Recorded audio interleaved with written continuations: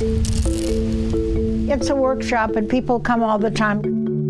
You could spend an entire day inside Irma Star's Kansas City workshop and still not see everything. I reproduced that for the Nelson Atkins Museum of Art. The Smithsonian used to carry little dishes of my big dish. People collect the snowflakes. It's packed to the gills with pieces commissioned by museums across America. Like the World War I Museum. And other pretty incredible places. And then I did a wagon for the White House. So they invited us to Washington. Here it is. And replicas of her unique creations are also sold in museum gift shops across the United States and right here out of her studio. When the wind blows, they make... It all spills out into a sprawling garden space meticulously tended to by her longtime husband, Fernando.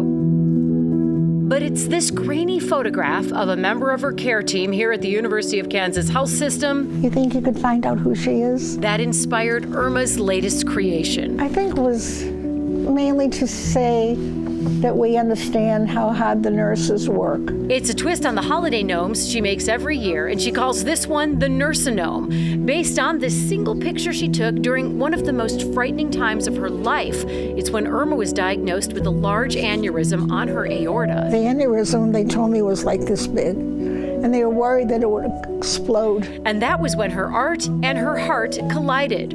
Irma reached out to the University of Kansas Health System cardio-oncologist, Dr. Charlie Porter.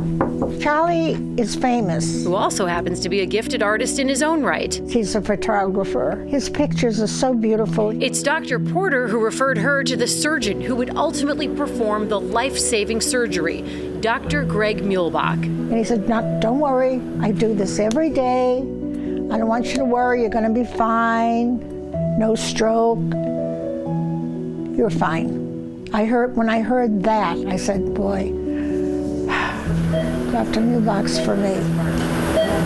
But on the day of Irma's surgery, life would throw her another curveball. She was diagnosed with COVID. She'd never felt more alone. But the surgery went on as scheduled, and Irma says, thanks to this beautiful soul, suited up in PPE, she never had to be alone. Every day, this team member was by her side. It took her like 20 minutes to put on the outfit so she could come into the room. Just getting a patient out of bed is such hard work.